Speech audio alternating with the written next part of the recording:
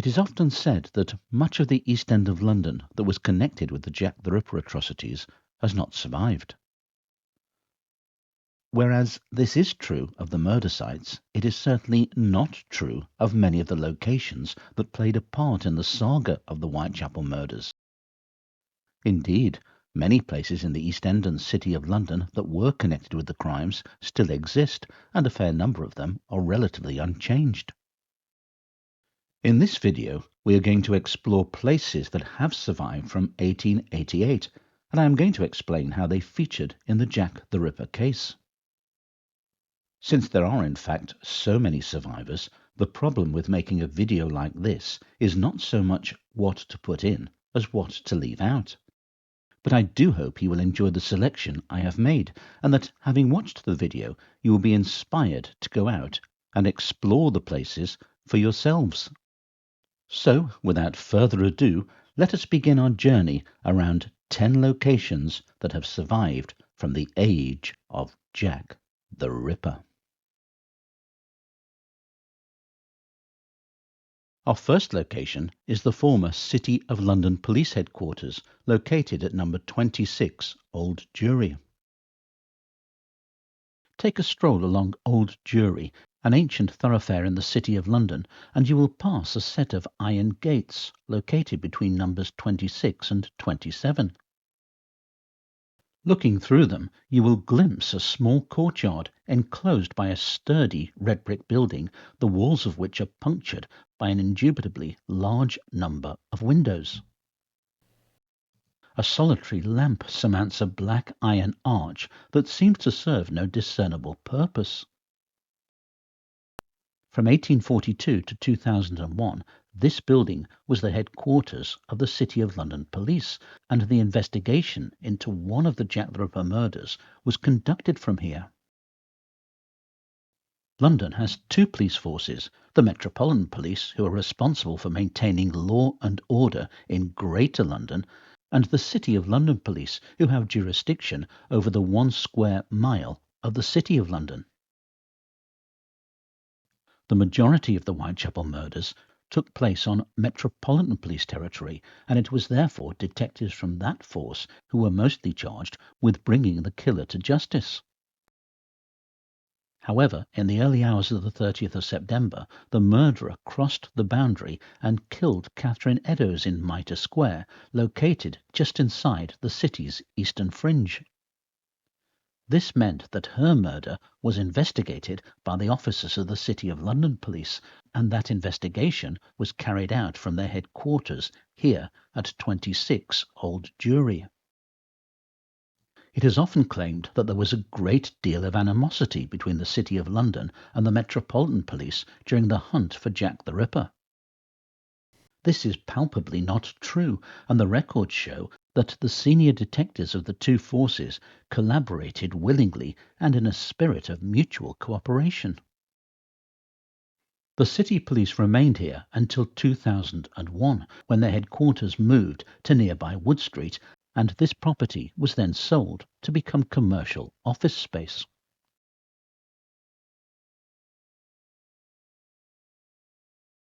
Our second location is the former Mortuary, located in the churchyard of St. George in the East, off Cable Street.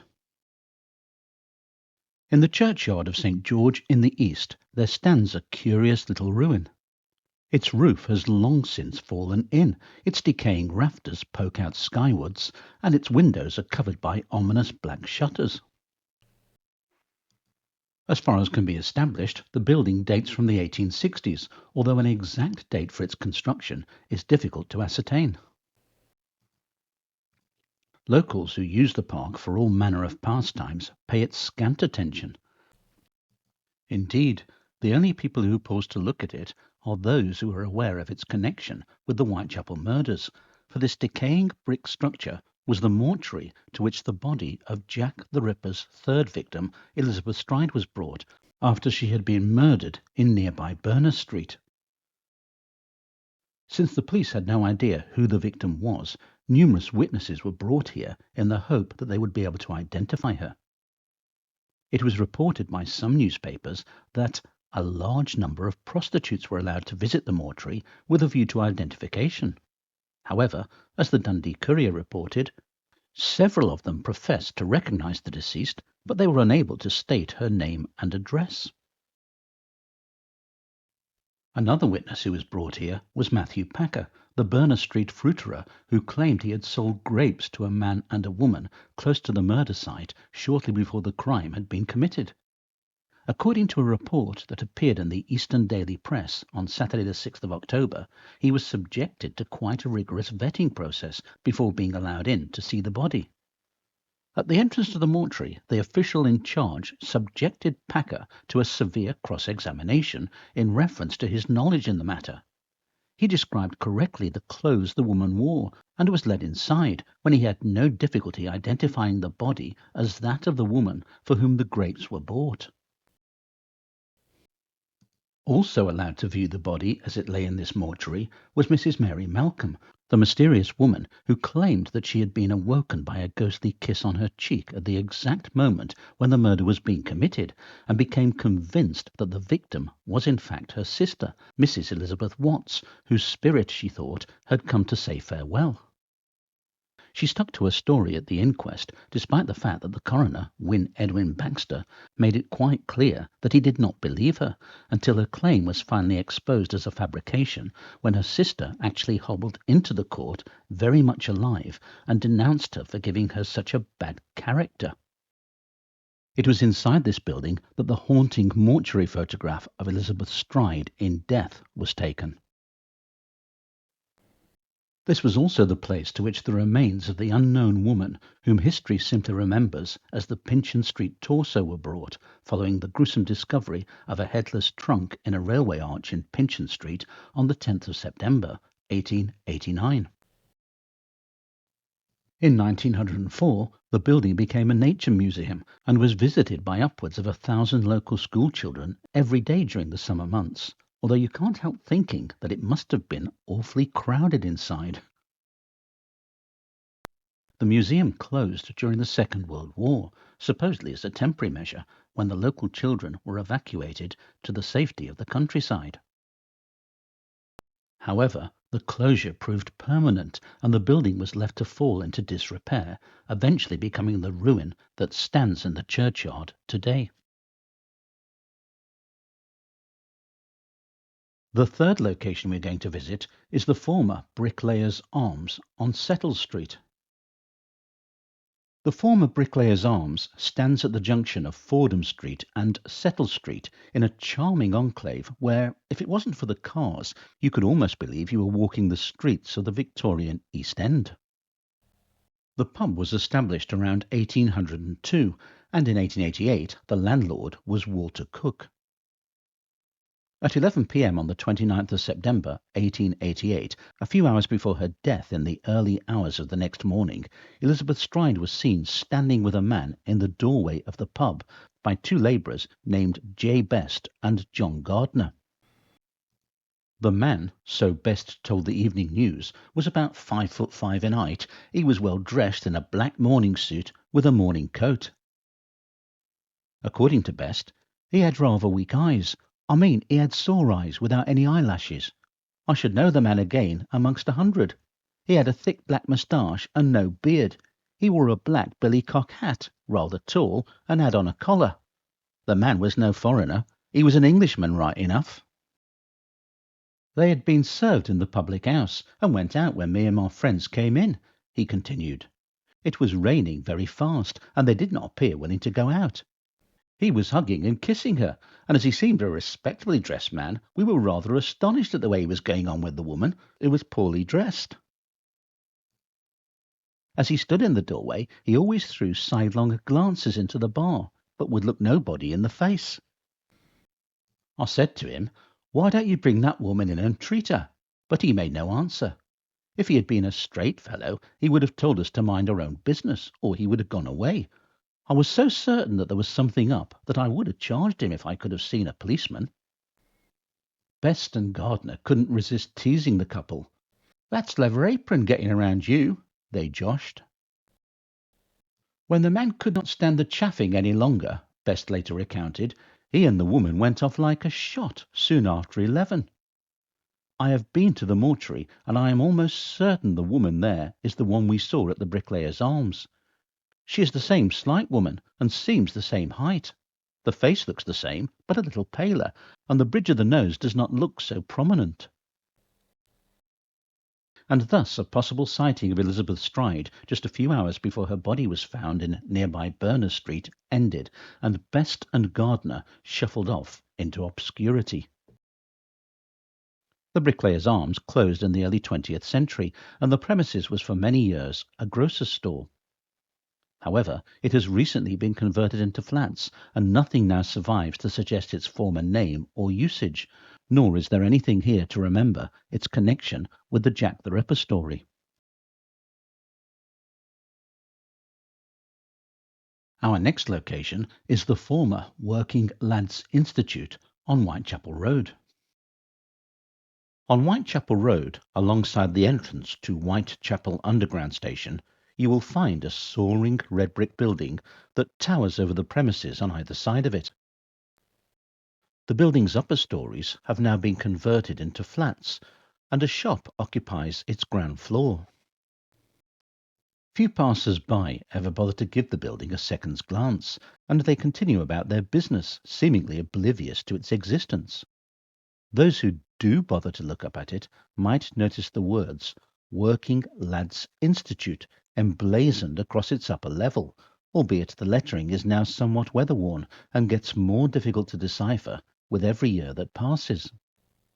On closer inspection, they might spot the words Gymnasium and Swimming Bath and Lecture Hall carved into the stone behind the black lamps that protrude from the pediments above its left and right doorways, but even these might be perceived as some bygone curiosity and be afforded but a cursory glance. What few people walking past the building give any thought to, however, is that this splendid building actually has a direct connection to the Whitechapel murders. For it was here that the inquests into the deaths of Martha Tabram, Mary Ann Nichols, Annie Chapman, Alice Mackenzie, and Francis Coles were held. The original institute was established in 1876 and was located on the opposite side of Whitechapel Road. It was set up in order to give young working lads over the age of 13 a place to keep their minds and bodies occupied, and thus distract them from the corrupting influences of the cheap theatres, music halls, and penny gaffs that were prevalent and popular around the streets of Victorian London. It was initially intended to cater for 20 boys, but such was the demand that within 2 years it was being reported that over 500 boys had come within its influence and had been rescued from the influences of the public houses, music halls, and theatres. It soon became apparent that a larger premises would be needed, and to that end, in 1883, a movement was launched to raise funds for the erection of a new home for the Working Lads Institute. A plot of land was duly purchased in 1884, and the necessary funds having been raised, the foundation stone for the new Working Lads Institute was laid by the Lord Mayor of the City of London on Wednesday the 15th of October, 1884, and over the next 12 months the current building was erected, which, on its completion a year later, became the tallest building in Whitechapel at the time. The new Working Lads Institute was opened on Saturday the 31st of October, 1885, by the Princess of Wales, who was accompanied by her husband, the Prince of Wales, and their eldest son, Prince Albert Edward Victor, Duke of Clarence. The facilities included dormitories, classrooms, a lecture room, and a large reading room, which was behind the bow-fronted first-floor window that looks out onto Whitechapel Road. And this was the room in which the inquests into the deaths of the aforementioned Whitechapel murders victims were held. In 1888, no dedicated coroner's court existed in the district, so it was customary to hold inquests in public buildings, more often than not a public house, located close to the scene of death. However, local coroner Edwin Baxter, shortly before the commencement of the Whitechapel murders, had taken the decision to make use of venues that he felt were better suited for the seriousness of the proceedings, and one such building was the Working Lads Institute. The East London Advertiser thought he had made a wise decision and commended him for it in its edition of Saturday the 15th of September, 1888. A word may be said as to the great advantage there is in selecting such a place as the Lads Institute for coroner's inquiries. The hall is lofty and light, while there is plenty of room for everyone. The improvement upon the custom of hiring a public house room is manifest, and the new departure, inaugurated by Mr. Wynne Baxter, cannot be regretted. It was to this building, therefore, came the various witnesses who testified at the inquests into the deaths of Martha Tabram, Mary Nichols, Annie Chapman, Alice Mackenzie, and Francis Coles. People like Charles Cross, Robert Paul, and the various relatives of the victims who suddenly found themselves centre stage in what was rapidly turning into one of history's most baffling mysteries. And much of our information about the crimes came from this first-floor room where, between 1888 and 1891, reporters took down the testimonies of various police officers, doctors, relatives, and witnesses, as well as the observations, questions, criticisms, outbursts, and summings up of the coroner himself. Over the next 2 decades, as well as being used as a venue for various inquests, the Working Lads Institute continued to cater for the well-being of the youth of Victorian London. Towards the end of the 19th century, the Whitechapel Primitive Methodist Mission moved into the premises and, under the auspices of the Reverend Thomas Jackson, promoted itself as a home for friendless and orphan lads. The mission moved elsewhere in 1906, whereupon the building became a hostel for young men aged 17 to 21. This closed in 1971 and the building was sold. In 1997, the upper stories, including the room where the inquests were held, were converted into flats that now occupy what is still a splendid building on Whitechapel Road.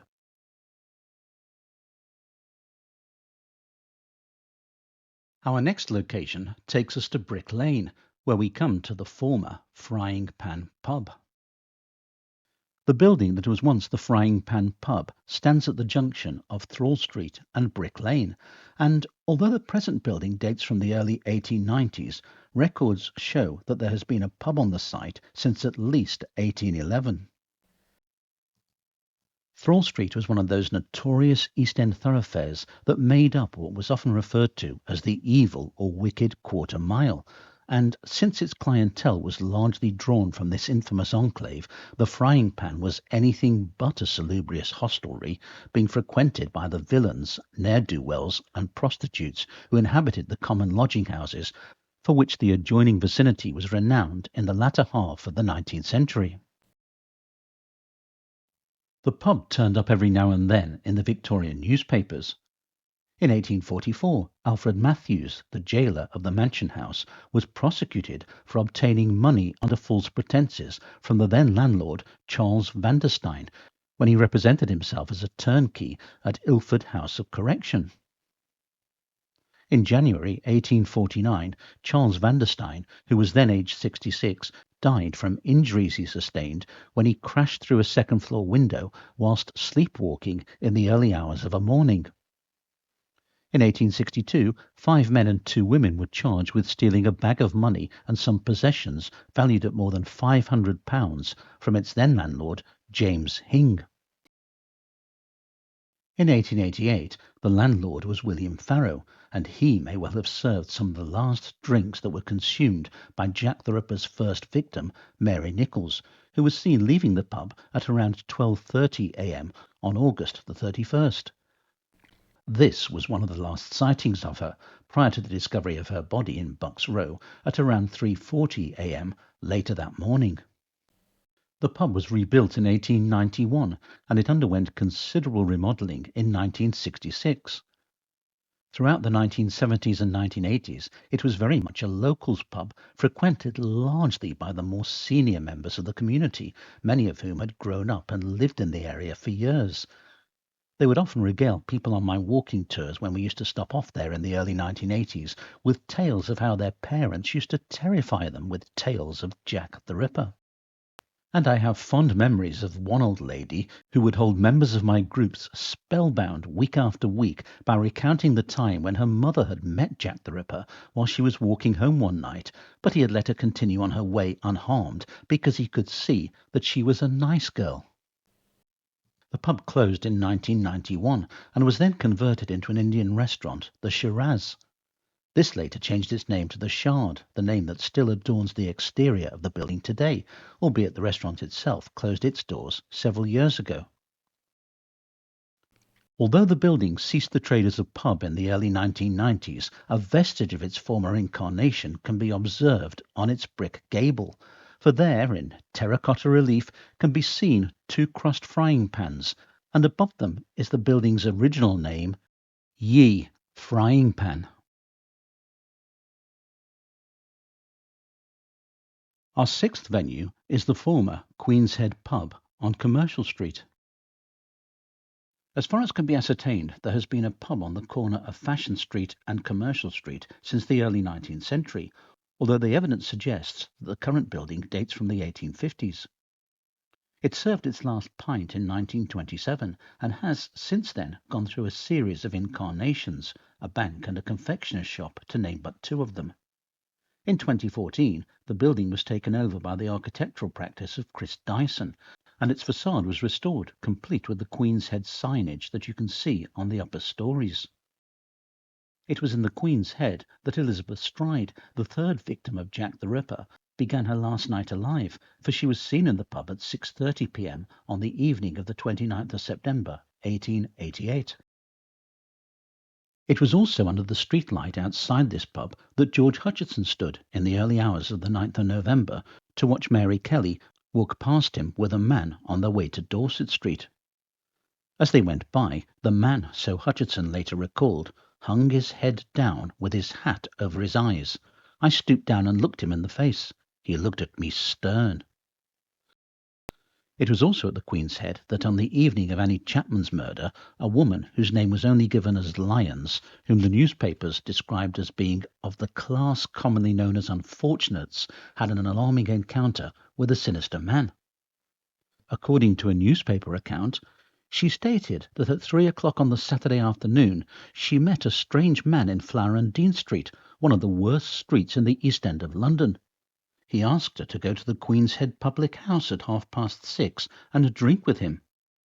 Having obtained from the young woman a promise that she would do so, he disappeared, but was at the house at the appointed time. While they were conversing, Lyons noticed a large knife in his right-hand trousers pocket and called another woman's attention to the fact. A moment later, Lyons was startled by a remark which the stranger addressed to her. "You are about the same style of woman as the one that's murdered," he said. "What do you know about her?" asked the woman, to which the man replied, "You are beginning to smell a rat. Foxes hunt geese, but they don't always find them." Having uttered these words, the man hurriedly left. Lyons followed until near Spitalfields Church, and turning round at this spot and noticing that the woman was behind him, the stranger ran swiftly into Church Street and was lost from sight. The pub also featured in a strange case of the death of a man who, it would seem, quite literally laughed himself to death. The Nottingham Evening Post covered the story of exactly what happened in its edition of Saturday the 2nd of September, 1893. Yesterday afternoon, Dr. MacDonald held an inquiry in Shoreditch respecting the death of Abraham Morendo, aged 64 years, a pickle merchant of 1 Palmer Street, Spitalfields. Hiram Morendo, a son of the deceased, stated that his father always enjoyed good health and was a strong and healthy man. Marcus Blitz, a general dealer of 13 Tenter Street, stated that on Tuesday last he was in the Queen's Head public house on Commercial Street with Mr. Morendo and some others. One of the party was telling a tale at which Mr. Morendo laughed heartily. He was suddenly seized with a fit of coughing and fell down, striking his head against the form. He was perfectly sober at the time. Dr. George Bagster Phillips of 2 Spital Square deposed to being called and finding Mr. Morendo sitting by the bedside at his home, gasping for breath. The tissues of the body were blown out and inflated with air. The witness at once concluded what was the matter, and he found that all the ribs on the right side were broken and one lung was wounded. Every breath he took was pumped into superficial tissues.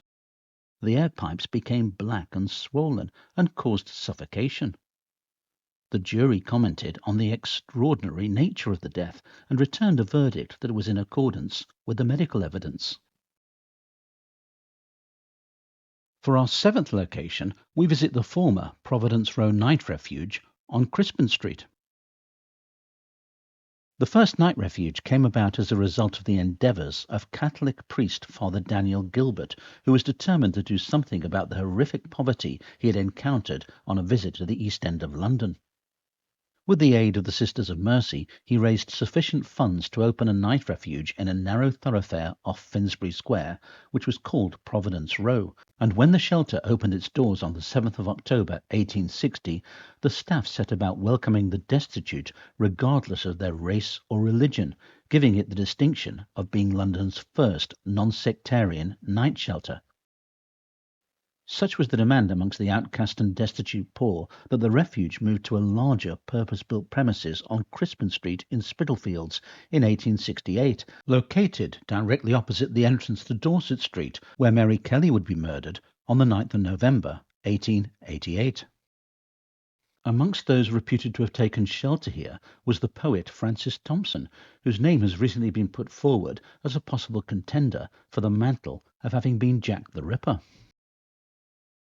In a 1988 episode of the BBC series Time Watch, titled Shadow of the Ripper, it was claimed that Mary Jane Kelly was trained as a domestic servant at the convent and was found a position with a family who had connections with the refuge. However, she absconded and became a prostitute, ending up living in a room in Miller's Court off Dorset Street opposite the shelter. Stephen Knight, in his book Jack the Ripper, The Final Solution, tells how in 1973 the BBC interviewed an elderly nun who in 1915 had been a novice at Providence Row, which, so Knight claimed, was opposite the pub where Kelly and Chapman rubbed shoulders daily, the pub in question being the Horn of Plenty. According to Knight, the nun clearly remembered an old nun who had been there at the time of the Ripper murders telling her that if it had not been for the Kelly woman, none of the murders would have happened. Of course, as with so many aspects of the Ripper case, all this is little more than hearsay, and none of it can be proved with any degree of certainty. The refuge closed its doors for the last time in 2002, although the charity is still going strong elsewhere. The former night refuge has now been converted into accommodation for the students of the London School of Economics, albeit a few remnants of its days as a shelter for the poor and the destitute can still be seen on the exterior of the building.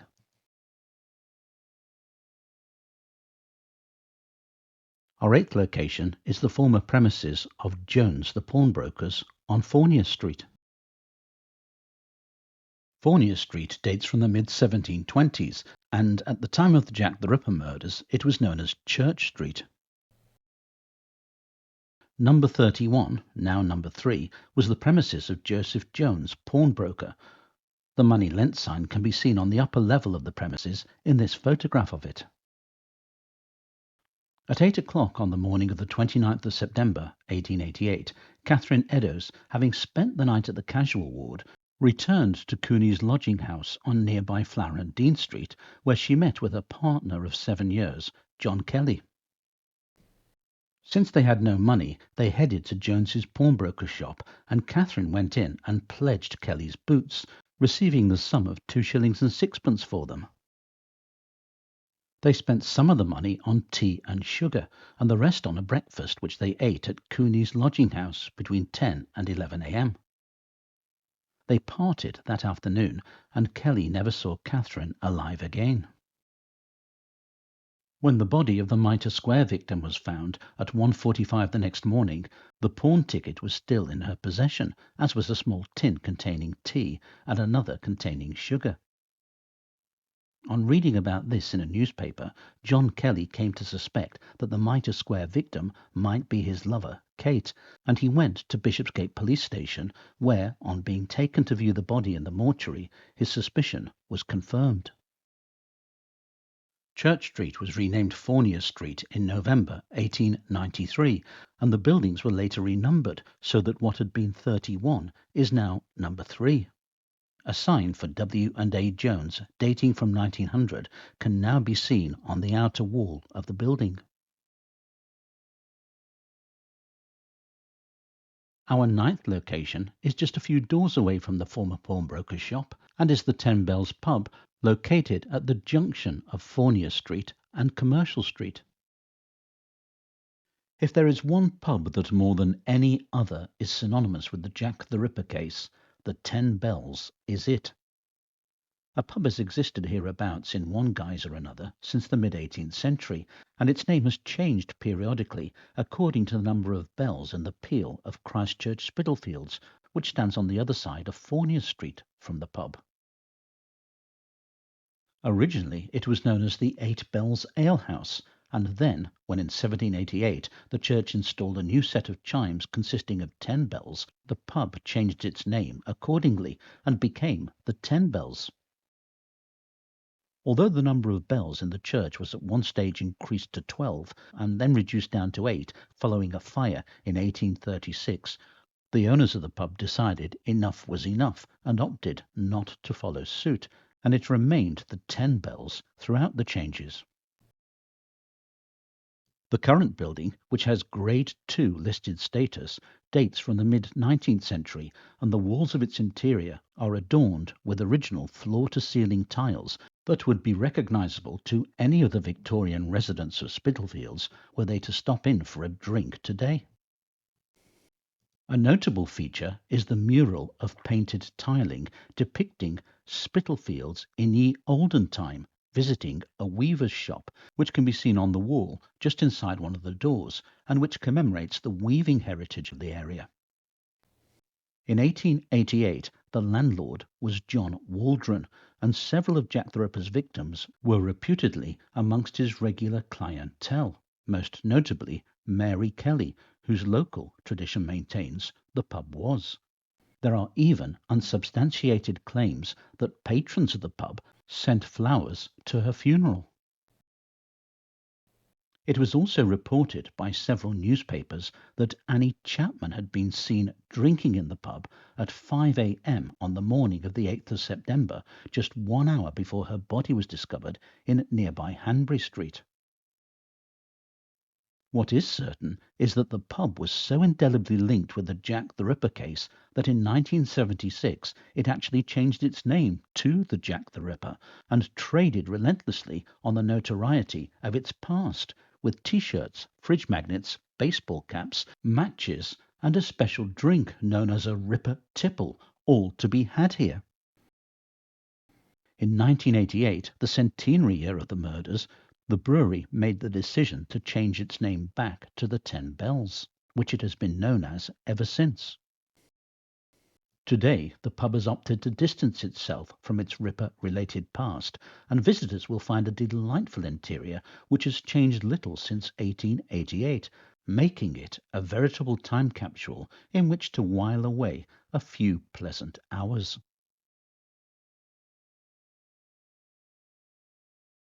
Our final location is the former Commercial Street Police Station, located on, yes, you've guessed it, Commercial Street. Commercial Street Police Station was a purpose-built station that was constructed between 1874 and 1875 and which opened in March 1876. It was from here that the local investigation into the Whitechapel murders was conducted, and it was here that a number of the detectives responsible for hunting down the perpetrator of the crimes were based, perhaps the most famous of them being Inspector Frederick George Aberline. The station crops up time and time again in newspaper coverage of the atrocities, with numerous suspects who were at the time arrested on suspicion of having been the murderer being held and interrogated here, whilst journalists would often arrive here to try and glean as much information as they could about the murders, the suspects, and the progress of the police investigation. It was to this building that John Davis hurried after he had discovered the body of Annie Chapman, the second victim of Jack the Ripper, in the backyard of number 29 Hanbury Street at 6 a.m. on the 8th of September, 1888. It was to here that Police Constable Alfred Long brought the blood-stained piece of Catherine Eddowes' apron that he had found in a Goulston Street doorway on the morning of her murder, and it was where Thomas Bowyer came to report the murder of Mary Kelly in nearby Dorset Street on the morning of the 9th of November. Going inside, he met Inspector Walter Beck and Detective Constable Walter Dew.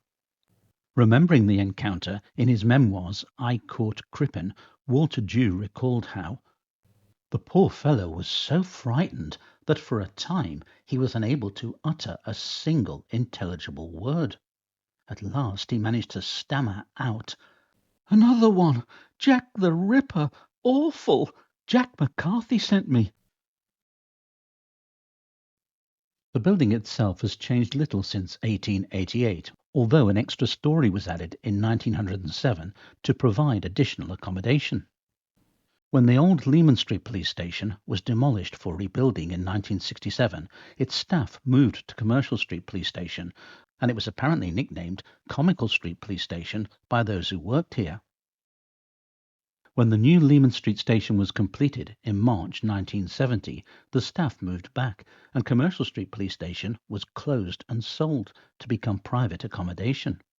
However, if you look above the door of the building, you can still make out the letters of police carved into the stonework, the only hint today of the building's former use. And so our journey around this selection of Jack the Ripper locations that have survived draws to a close. I do hope you have enjoyed the video, and should you require directions to any of the places featured, please just ask in the comments section down below and I'll be happy to help. Meanwhile, do have a pleasant remainder of your day, stay safe, and thanks for watching.